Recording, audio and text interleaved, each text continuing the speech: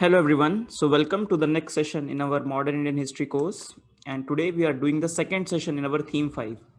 Today we'll talk about the Surat split. Now background of this particular session we have already discussed in our last session. Today's session is going to be very small, but we have kept a few questions for you to solve. So let's start. Starting with a lot of previous year UPSC questions have been asked. And now one trend you will see that the level of toughness or the trickiness of the questions. Now, questions are a bit tricky till your Swadeshi movement as compared to post Swadeshi movement. Post Swadeshi movement, the questions trickiness will decrease. Here, you need to focus more on the things that we have already covered.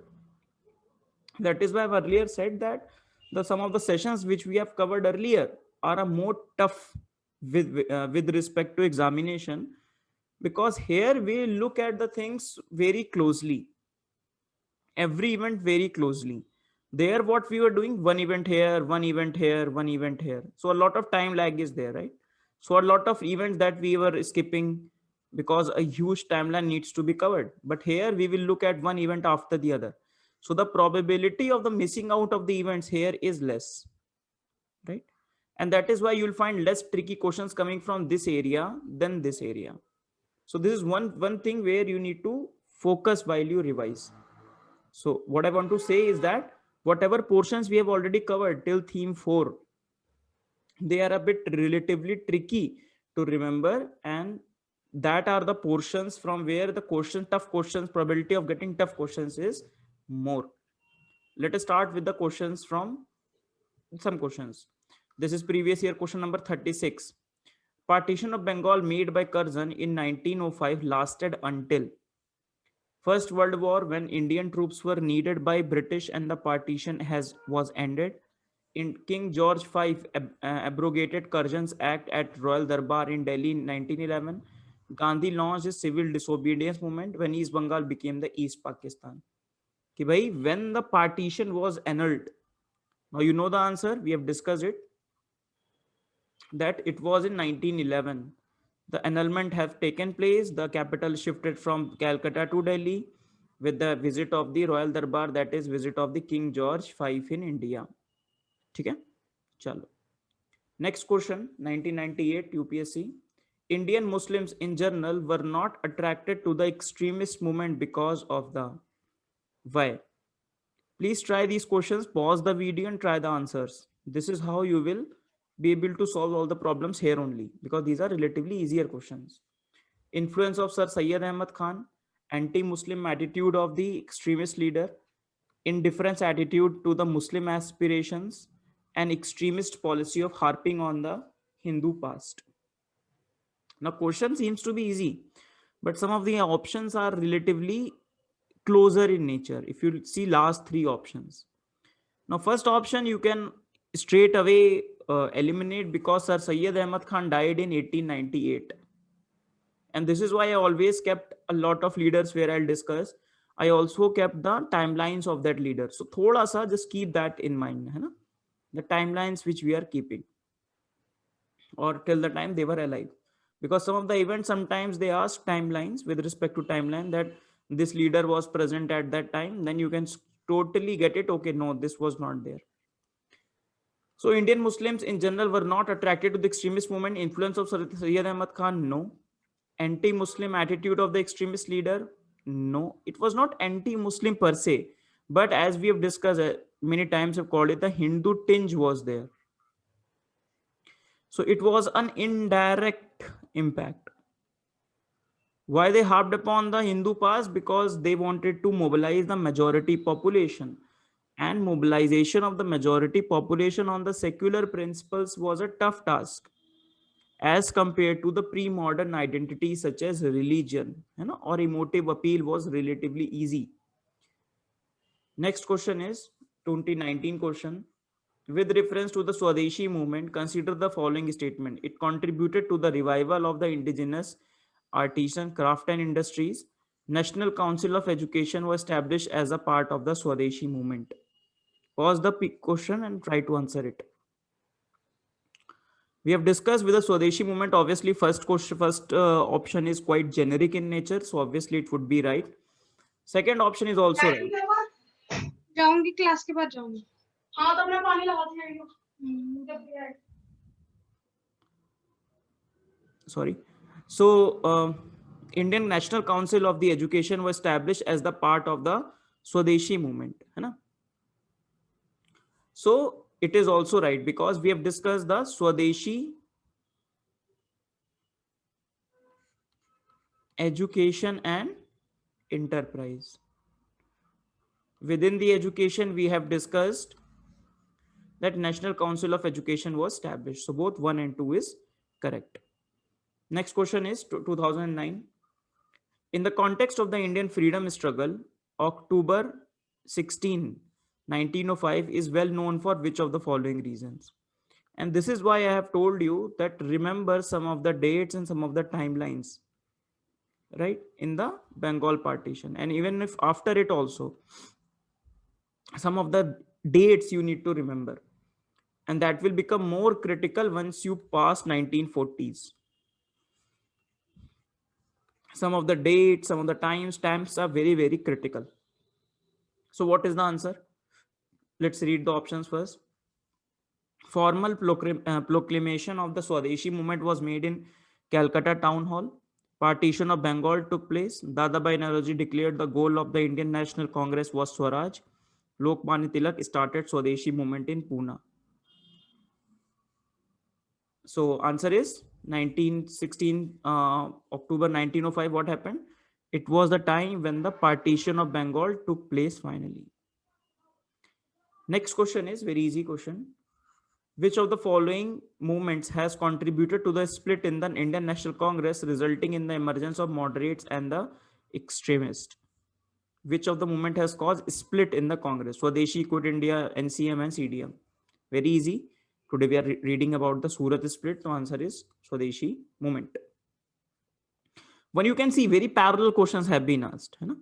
Then again 2016, Swadeshi and boycott adopted as a means of struggle for the first time during the agitation against the partition of Bengal, home rule, NCM visit of the Simon Commission.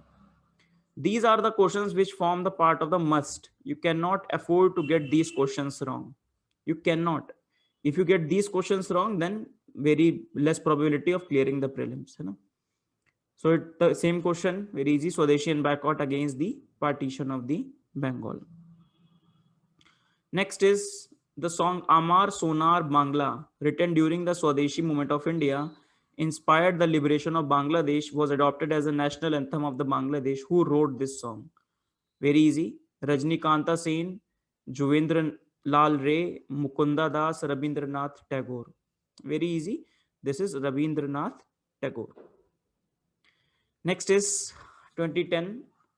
Which was the immediate cause for the launch of the Swadeshi movement? The partition of Bengal done by Curzon, sentence of 18-month rigorous punishment imposed on Tilak, arrest and deportation of Lala Lajpat Rai and Ajit Singh, passing of the Punjab colonization bill, death sentence pronounced on the Chapekar brothers.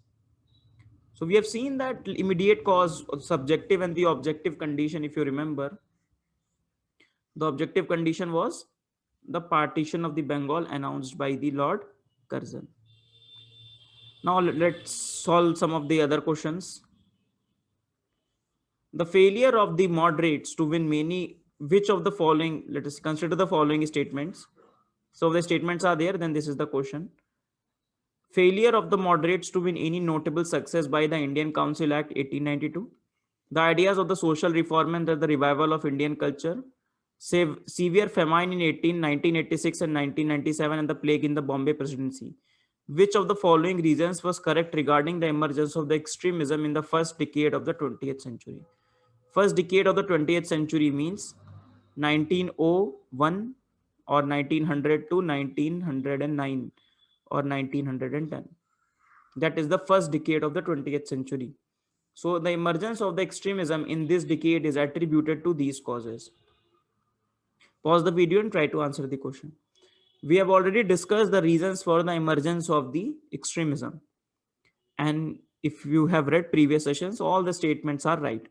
I've kept all the major points in this discussion, but we know that all the three things, I'm not discussing all these things. The PPT you can download and you can read from it. So the failure of moderates to win notable success, yes. So moderates themselves felt that this council reform, yes, it is one of the achievements of the moderates, but notable success was not there. Idea of the social reformers and revival of the Indian culture. For example, we have read about Arya Samaj, the statement of the Dayanand Saraswati, that is India for Indians. You know, the spiritual reawakening started by the Swami Vivekanand. Severe famine which has come, because of which some of the reaction or some of the ways the Britishers have dealt with it. It showcased the brutal or the naked nature of the British policies, right? Which has led to the reaction in the form of the extremism. So all the three statements are right. Next question is, with reference to Indian national movement, which of the following is correct with reference to the moderates? Which of the following is correct with reference to the moderate? They supported the idea of the industrial development through involvement of Indian capital and enterprise. They campaigned for the indigenization of the government service. They demanded better treatment for Indian labor abroad and in the British colony where they faced the racial discrimination. So moderates, agenda of the moderates, we have discussed. What were the demands of the moderates? We have discussed the demands can be seen in the political demands and the economic demands. Within the political demands, you can see such demands, right? And the first is the economic demand. So all the three statements are right. They believe that we have discussed that they wanted the indigenization of the civil services. We have seen that they have demanded it on a political ground, on an economic ground, and on a moral ground. Then first one, that is they wanted the industrial development because they themselves talked about the drain theory. They talked about that India needs to be developed by its own capital and Indian capitalist needs to be promoted. Heavy industry needs to be put in India. They demanded better treatment of Indian labor abroad in the British colonies where they faced racial discrimination. Yes, they also demanded. So all the three statements are right. Next question is, consider it's an old statement, old previous what we have done. Lord Cornwallis introduced the covenant civil services and uncovenanted civil services. Lord Wellesley established the College of the Fort William at Calcutta to educate the recruits for civil services. Charter Act of 1853 provided for an open competitive examination for the recruitment of the civil services. If you have revised it properly, you will be able to solve this question. Right? So, the first statement, Lord Cornwallis introduced the covenant civil services and uncovenanted. Yes, it's right. Wellesley, we have discussed, he established the Fort William at Calcutta to train the civil services. Yes. And third is also the right statement, that is Charter Act of 1853. Before the Charter Act of 1853, it was the directors who used to appoint the civil services. But with the Charter Act of 1853, that system has been stopped. Tick, chalo. So that's there until 1853. Court of Director had the exclusive right to appoint the persons in the company's civil services. These appointments were the source of privilege and patronage. The company held on to very tightly. But Charter Act of 1853 provided an open competitive examination for the recruitment of the civil services and deprived the Court of Director of the power appointment based upon the patronage. So all the three statements are right. I think the last question, no, that was the last question. So now let's come to the discussion. 14 minutes we have discussed these questions. In the previous few sessions, we have not discussed a few questions. And as I told you in the starting of the whole series of lectures, the whole course, that the majority of the focus will be to cover a lot of things through questions. This helps to be objective. This helps to us for revision purpose. And also it helps us to basically when you're really going to go and solve the test series, this will help you to solve a lot of questions and boost up your confidence as well. Chalo, let us discuss the Surat split. Now, before Surat is split, we need to discuss what was happening before sessions. So before Surat, one session has happened in Banaras in 1905. Then a session happened in Calcutta. 1906. And then a session happened in Surat, where finally the Surat split has happened between the moderates and the extremists. Now we need to trace that what was happening in Benares, Calcutta, and Surat. The background of which lies in the anti-partition movement, and parallelly you can think the Swadeshi movement and the anti-partition movement. Partition has been announced. The moderate have taken effect 1903 and 1905. The the moderates have tried to convince the Britishers, but they are not able to convince the Britishers. 16th October, now the partition has finally taken place. Now the session of Congress has taken place in December. In December 1905, Benares session under the leadership of Gopal Krishna Gokhale. Very importantly, all of these three sessions, you need to remember that who was the president of the Congress in these times. The moderate and extremist difference came to fore. Now, extremists, having seen that the moderates' methods have not worked out, wanted to extend the boycott and the Swadeshi movement to regions outside Bengal, and also to include all form of associations within the boycott movement, and thus provide a nationwide mass movement. Now, the extremists are saying that let's extend the boycott and Swadeshi. Not only let's not confine ourselves to Bengal. Moderates will say, no, no, it's only a problem of Bengal. Let's not spread outside. They say, no, we will spread outside first. Second, our methods will not be constitutional methods. Our methods will not be confined to prayer, petition, and processions. They will be having the passive resistance component. Non-cooperation will be there. They wanted a strong resolution supporting their program at the Banaras session. That was a demand of the extremist. But moderates were not in the favor of extending the movement beyond the Banaras and totally opposed to the boycott of the council. The moderates believe in the councils. We have seen that, right? In 1892 reforms, at least moderates were happy that we were able to get these reforms.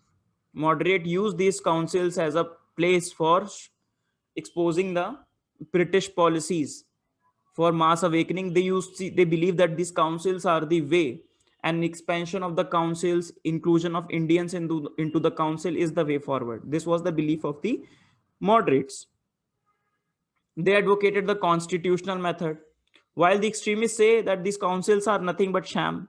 They are in fact a tool by the Britishers to sow a divide between the nationalists. Councils will do nothing, it will just be a safety valve kind of a thing. Tick. So moderates wanted the constitutional methods to continue as a compromise between the extremists and the moderates. A mild resolution condemning the partition of Bengal and the reactionary policies of the Curzon, supporting the Swadeshi and the boycott in the Bengal was passed.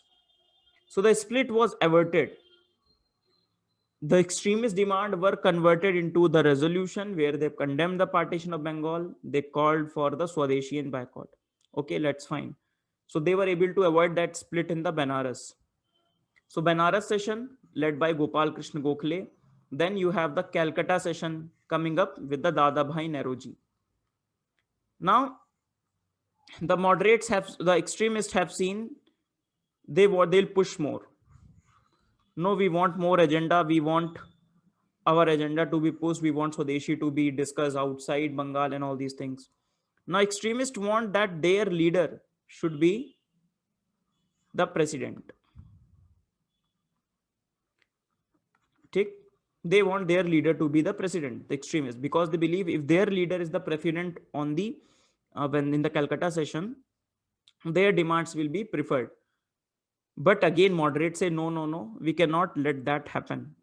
And then finally, at the Surat where split has happened, the Ras Bihari Ghosh was the president, and he was again the president in the 1908 as well after the split also.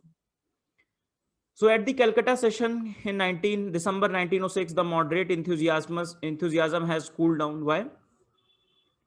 Because the popularity of the extremist has increased. They have the mass connect. They have the connect with the students. They had the connect with the women. They have the connect with the peasants. And revolutionaries also have the connect with the extremist. So moderates were finding that they are no longer having the pulse of the people. So extremists wanted either Tilak or Lala Lajpat Rai as the president, while moderate proposed the name of the Dadabhai Nehruji. Now, one of the tricks the moderates played that, okay, we will not let this Tilak and Lala Lajpat Rai as the president, otherwise they will dominate the agenda. Let's have Dadabhai Naroji as our president. When Dadabhai Naroji's name has come up, he was very well respected. He is known as the grand old man of Indian politics. And the extremists also say, okay, that's fine. Let's have him as the president. But they said that Swaraj needs to be included into the resolution. So, first time officially, Congress resolution talked about the Swaraj. So finally, Dadabhai Naoroji was elected as a president, and as a concession to the militants, the goal of the Indian National Congress was defined as Swaraj, or the self-government like the United Kingdom colonies of the Australia and the Canada. ठीक है भाई. Resolution for supporting the program of Swadeshi boycott and national education for fast. So four resolutions were there. Resolution for partition, against the partition of Bengal, on the self-government, on Swadeshi, and on the boycott. For the word Swaraj was officially mentioned for the first time officially, but its connotation was not spelled out, which was left field open for the different interpretation for moderates and the extremists.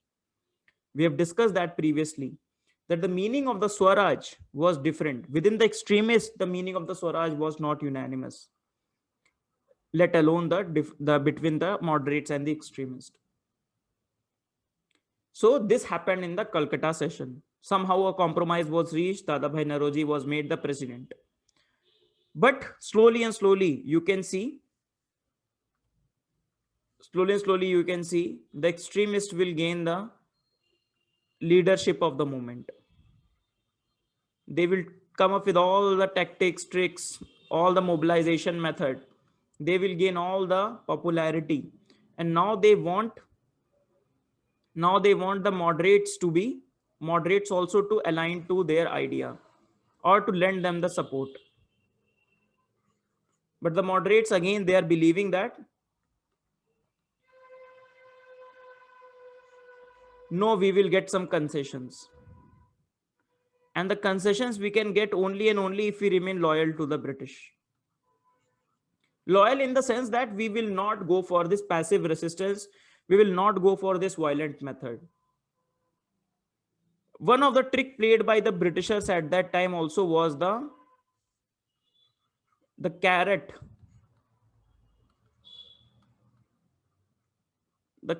of the reforms. Britishers have left the message to the moderates, don't worry, we will have the council reforms coming very soon. Moderates were very happy. From 1892, they demanded more reforms to the council, more inclusion of the Indians. And now they heard the news that their pressure, whatever the pressures they have laid on the Britishers, have borne the fruit and some reforms are coming. So moderates have said that don't extremists don't do anything. Now partition to ho gaya, partition has happened. Why you want to agitate the British more? Reforms are coming. But the extremists will say, Are, what are you doing? This carrot is nothing. This is just carrot. Don't fall into the trap. Don't fall into this British trap again. We are on the verge of getting Swaraj. And what you people are doing? And this was the time when the extremists and the moderates were going for the different directions. Let's discuss it out. Extremists gave the call for wide passive resistance, boycott of school, college, legislative councils, most importantly, municipality courts law. The moderates, encouraged by the news that reform councils were on the anvil, and decided to tone down the Calcutta program. Both sides seems to be heading for a showdown. Extremists thought that the people have aroused and the battle for freedom has begun, and that they felt the time had come for the big push to drive the British out. But the moderates have the different intention. Moderates believe that it would be dangerous at that stage to associate the extremists who were anti-imperialist agitation could be ruthlessly suppressed by the mighty colonial forces. Because we have seen that moderates did not have the faith in the capacity of the masses. They believe that if we go for this open confrontation, we will be ruthlessly suppressed by the Britishers. So why do it? Let's go for the gradual reforms. So moderates saw council reforms an opportunity to realize their dream of Indian participation in the Indians. Take. And any hasty action by the Congress, moderate felt under the extremist pressure, is bound to annoy the liberals then in the power in the England.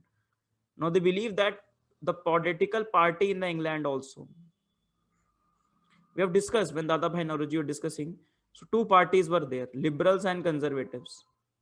So when liberals were there, they were a bit more empathetic to the Indian cause.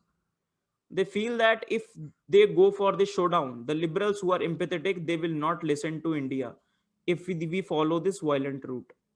So hence moderates say, let's wait for the council reform. Now moderates have the problem that they fail to recognize that these council reforms are nothing but a sham. They were to isolate. They failed to realize that isolate extremists, then to reward the moderates. Extremists did not realize that the moderates could act as a front line of defense against the state repression. Means if extremists and the moderates can combine together and work out a program, so with respect to government can deal with the moderates and the extremists can carry on their own work with the people. But they fail to realize that this can be done. Neither side failed to realize that the vast country in India, ruled by a strong imperialist power, only a broad-based nationalist movement could succeed. And that they went for the showdown in the Surat. Now, before setting up a session in the Surat, the extremists wanted the sessions to be held in Nagpur. They wanted Tilak or Lala Lajpat Rai as the president, along with the reiteration of Swadeshi boycott and national education resolutions. But moderates wanted the session to be held at Surat in order to exclude Tilak from the presidency, since the leader from the host province could not be a session president, Surat being the Tilak's home province of the Bombay. Surat at that time was in the Bombay province, and as Tilak belonged to Bombay and Surat belonged to Bombay, Tilak cannot be the president. And that is why they decided that let's have the session at the Surat. Understood? Basically, Congress has the policy that the leader or the president of the Congress in a session will not belong to the place where the session is being held. Let's say in the Lucknow session is being held, then the leader cannot be from Awadh. Similarly, if the session is held in the Surat, then Tilak cannot be the leader, cannot be the president because he belonged to the Bombay presidency. Instead, the moderates wanted Raj Bihari Ghosh as the president and sought to drop the resolution on the Swadeshi boycott on the national education. So total showdown is coming between the moderates and the extremists. And both had the rigid positions, leaving no room for compromise, and split became inevitable. Congress, not dominated by the moderates, have lost no time in reiterating Congress' commitment to the goal of self-government within the British Empire and to use constitutional method only to achieve these goals. Now, what you are seeing is the extremists have kind of left Congress. They became indifferent whatever is happening to the Congress, because Congress is no longer a home to the extremist ideas. That's all. Now it is dominated by the moderates, and moderates, whatever they want to do, they will do. It does not mean that the extremists went ahead and formed their new organization. No. They have not formed a new organization. They just remain indifferent to the idea of the Congress from then on. And that is why very important question is being, what is a real split? Real split is when the one political party is divided into two political parties, two or more factions, right? A lot of things we have seen. Post independence, Congress was divided. Post independence, a lot of political parties, CPI has been divided, है ना? Within the Congress, TMC has come up. So was it a real split? Some people say it was not a real split. Why? Because extremists did not form a separate organization at first. They were merely indifferent from the activities of the Congress, right? British government, as when they were expelled from the Congress, British was looking to an opportunity to settle a score with the extremists. Now, Britishers have done what? Very simple policy. First, they will give a carrot. First, they will repress, right? So repression separates moderates and the extremists. Moderates don't want this repression. Extremists are expecting this repression. Then they'll give this carrot of reforms. Moderates will say, yaar dekho, we will not be able to compete with the Britishers, let's go with the reforms. Extremists will be very angry, what you are doing. And then when the moderates and the extremists, proper separations have taken place, they will repress this extremist. They will repress these extremists like anything. So Tilak was imprisoned for 6 years. Lala Lajpat Rai was expelled from Punjab. He went outside India. Bipin Chandra Paul had turned moderate and then he retired from politics. Aurobindo Ghosh went to Pondicherry. And the remaining of the extremists were totally repressed. So the extremist view no longer remained active in the field of the Indian politics. They again encouraged British to pursue the aggressive policy of the divide and rule. Now, the agenda of the British to divide between the moderates and the extremists was done. Thus, the Surat split need not to be spelled as split, as the extremists merely remained indifferent to the INC and did not form a separate organization. Later on in 1916, they again reunited under the Lucknow session. Very historic Lucknow session happened and they again reunited both extremists and the moderates. Because at that time they will realize, the moderates will realize, we were not able to achieve anything without extremists, and the extremists also realize that we require moderate, we require the organizational capacity of the Congress. That we will discuss later on. Now let's come to the government repression. The government has finally seen that by the moderates and the extremists have been done, and now it is time to repress the extremists.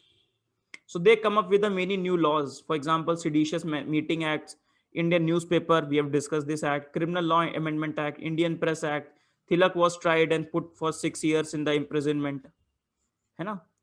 So government come up with the full force and repress the extremist.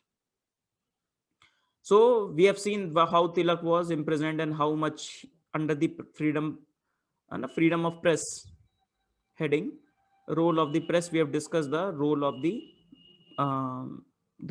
government repression against the Tilak. The moderates were left with no popular base of support, especially as the Ruth rallied behind the extremists in after 1908. National movement as a whole saw a decline for a time. Then in 1914, Tilak was released and he picked up the threads of the movement, and finally he will come up with the Home Rule League movement, and finally the moderates and the extremists will reunite. Chalo. What about the governments and the moderates? Now the British government has seen what I was discussing about the carrot. They have given the moderate the carrot of the reforms. So now this John Morley, the Secretary of State, they call it the policy of carrot and stick, and they say that we need to rally the moderates with us, because they see that with moderates are better than the extremists. Extremists are far more dangerous. Then we need to have at least moderate on our side. If you recall, after the formation of the Congress, 1885, these Britishers only who call these moderates as the seditious Brahmins, microscopic minorities and bad names. That these are the people, those who are not loyal to the Britishers. But now they're rallying these moderates with them because they have the bigger challenge in the form of the extremist. Then one of the carrot which has come, it was in the form of the Morley-Minto reform. Morley-Minto reform, few things that you need to keep in mind. First of all, very importantly, it was the institutional policy of divide and rule. So how this divide and rule has proceeded? Both legislative council at the center and the state have increased strength, as we have seen with the subsequent council acts. Both center and the province, the numbers have increased, even the powers have also increased. First time you will have one Indian who will become the part of the Viceroy's executive council. So these are the few key highlights of this Morley-Minto reforms. The Morley-Minto reforms, the name itself, Morley was a Secretary of State sitting in England. Minto was a governor general, viceroy, and governor general in India. So from this name, Morley Minto reforms have come. So Morley, when this has come, the Morley was the Secretary of State in England. Minto was the viceroy in India. So from this name, Morley Minto reform. It is also known as the Indian Council Act of 1909. ठीक चल. So this was in the series of the acts which we have discussed. So these are the things that we discussed. 1858 Indian Council Act of 1861, 1892 and 1909. This is Indian Council Act of the 1909. So Viceroy was Lord Minto and Secretary of State was John Morley.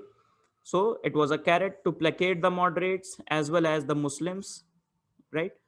They worked out a set of measures to be known as the Morley-Minto Reforms, Indian Council Act. Important line, that is an elective principles was recognized for the non-official membership for the council. Now the legislative councils, the non-official members, they will be elected. Okay?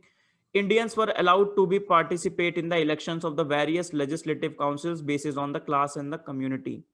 For the first time, separate electorate for the Muslims have come up. What do you mean by the separate electorates?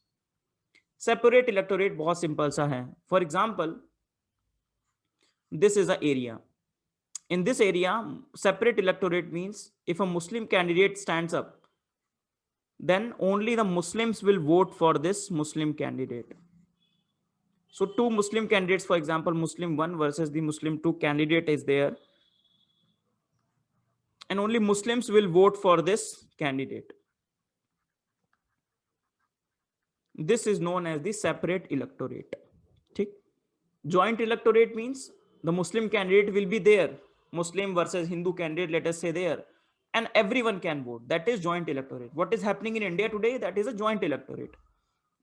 Separate electorate is Muslim 1 or Muslim will vote only for the Muslim candidates. That's all. That is known as the separate electorate. So member of the imperial legislative councils have been divided. For example, let us see this. So around 69 members were there in the imperial legislative council. You don't have to remember this chart as a whole, but फिर भी थोड़ा थोड़ा idea. Out of which 37 will be official members, 32 will be non-official members. That means the official majority is here. One thing that you need to remember, that is official majority remains. Official majority where? At the central level. Okay? Because officials are 37 and non-officials are 32. Within non-officials, 5 are nominated and 27 are elected. So some sort of election is there. Out of the 27, 8 Muslims, that is separate electorates. 4 for British capitalists, 2 for landlords, 13 for general electorate. Tick. Right? So this is the Imperial Legislative Council where the official majority is there.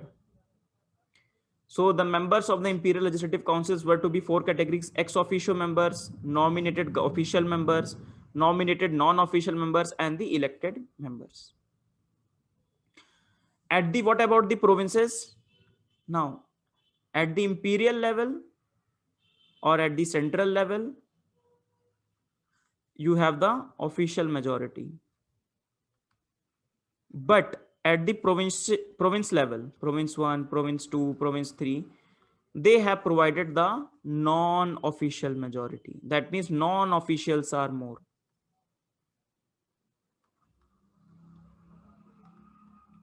But within this non-officials, elections will not be there for the majority of the people. That means still you'll have the non-elected majority. We have discussed it previously. Slowly and slowly, what will happen? Slowly and slowly, they will, first of all, officials will be a lot of people, non-official will be less. Then slowly, these officials will reduce, non-officials majority will come, slowly and slowly. Then within this non-officials, you will have the first non-elected, nominated people, but slowly and slowly, non-elected people will be less, and then elected people will increase. Currently, what we are witnessing in the Lok Sabha and Rajya Sabha, almost everyone is elected, hai na? Almost everyone. So this is how the evolution of the legislative council or the constitutional reforms have taken place. What is important for us from the prelims perspective is to remember at which council reform what happened. That's all.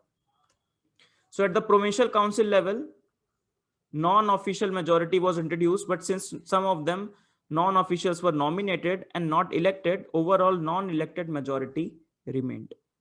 ठीक? What about the elected members? Elected members were elected indirectly. That means local bodies were to elect an electoral college, which in turn elect the members of the provincial legislature, which in turns would elect the member of the central legislature. So directly people will not vote for the MPs in the Lok Sabha. They will vote for the local bodies. From the local bodies, provincial, then provincial people will vote for the central ones. Some indirect method was devised. Now, some more discriminations that were there. Beside the separate electorate for the Muslims, the representation in the excess of the strength to the population was accorded to the Muslims. That is, the Muslim appeasement was there. The income qualification of the Muslims for voters were kept lower than the Hindus.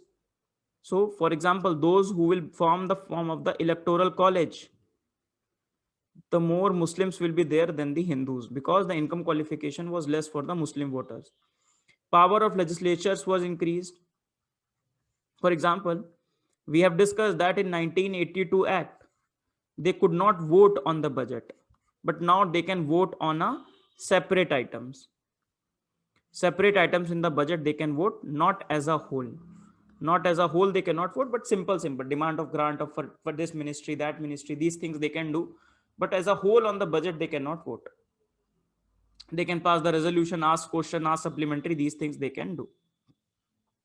And we've discussed one person was appointed as the Viceroy's Legislative Executive Council. That is Satyendra Sinha was the first Indian to be appointed in 1909. So this is an important name that you need to remember. So he was the first person, first Indian to be appointed in the Viceroy's Executive Council. So imagine the Modi ji ki cabinet mein, they have get one Indian in. First time it has happened. So this was the Parliamentary reform. Some of the key things quickly read. Let's reiterate. At the central level, what is happening? Executive, legislative. Then at the provincial level, legislative, executive, one Indian is added, Satyendra Sinha. Legislative, what they have done? Official majority remained. Numbers have increased, powers have increased. These things have done. They cannot vote on the budget as a whole. At the provinces level, non-official majority is there. But non-elected will be there. Non-elected majority will be there. Tick. So this is at the central level, this is at the provincial level. Discrimination in the form of the separate electorate, voting qualification, excess representation vis-a-vis their population. These things are there with respect to Muslim, and this is how they have institutionalized the policy of divide and rule. This is in essence your Morley Minto reform. Morley being the Secretary of State and the Minto being the Viceroy. What will be the evaluation of what will be the response? Reforms of the 19 offered no answer to the Indian political problem. Morley made it clear that colonial self-government, that is the Swaraj, was not suitable for India. And he was against the introduction of the parliamentary or the responsible government. They said that ki responsible government हमें कोई मतलब नहीं है. Responsible government means when the executive is responsible to the legislature. The constitutional reforms, in fact, aimed at dividing the nationalist rank by confusing the moderates and checking the growth of the unity among the Indians by obnoxious instrument of the separate electorates. Government aimed at rallying the moderates and Muslims against the rising tide of the nationalism. So by nationalism se we have to fight, then we will fight with the moderates and the Muslims. And in reality, it's just the appeasement of a small section of the Muslim elites. System of elections was too indirect, we have seen, gave the impression of infiltration of the legislature through number of the seats. So number of seats means a lot of layers are there. Local, then this provincial, then the central that we have discussed. The parliamentary forms were introduced, but no responsibility was conceded. Thoughtless and irresponsible criticism of the government. Only some members like Gokhale were put constructive use of the opportunity to debate in the council. They demand universal public education and all these things. What reforms of 1901 gave to the people was a shadow rather than a substance. The people have demanded the self-government, but what they were given was a benevolent despotism. So this is an important line which you need to remember, or on the basis of which this question can be asked. Okay? Chalo, let's make it a question. So let's after question number 36. So this is your question number 36. So reforms of 1909 was more of a symbol or shadow. What they have said was more of a shadow than of a substance. More of a shadow than of a substance. Elucidate. So this is your question, and write it in 150 words. Okay, chalo. Let's discuss some more questions that you need to solve. First is the discuss the success and the failures of the moderates phase of the Indian national movement. Okay. Next is the question, though nationalists, both moderates and the extremists differed in their perception about the British providential mission in India, compare and contrast their role in the context of the Indian national movement. Then Dadabhai Naroji left an indelible print on the national movement. So personality centric question is there. Dadabhai Naroji. Then before Gandhi, Bal Gangadhar Tilak was a true mass leader who would took Indian freedom struggle to masses. Discuss. Again, a personality centric question. So you can expect this was an important question. Okay. So with this, we finish our session today. So what we have discussed, let us quickly recap what we have done. So last 3 sessions where you can see a lot of overlap is there. In the session number 26, we talked about the extremists. In 27, we talked about the Swadeshi movement. And the 28th session, we talked about the Surat split. Till this time, we have reached on the occasion, the timeline, that is the split has happened between the extremists and the moderates. Extremists now are being repressed. The moderates have been given a carrot in the form of the Morley-Minto reform. And the energy of the youth, which has been increased by the Swadeshi and the boycott movement, is being untapped by the leaders. Now we will see how this energy will unleash in the form of the revolutionaries. Okay? This we will discuss in the next session, where we talk about the revolutionaries in India, the first phase of the revolutionaries, and some of the things. For example, Savarkar and others. Okay? And then we'll proceed with the timeline further, and we will talk about the revolutionaries, and we'll talk about the Ghadarites. So till then, bye bye. Keep practicing, keep answering the mains question. A lot of mains questions I'm giving. Try to write, as I've told you, write 10 questions and submit to us. I will check myself if you do it within the course duration, or someone else from the institute will check your questions. Bye bye. See you all in the next class. Thank you.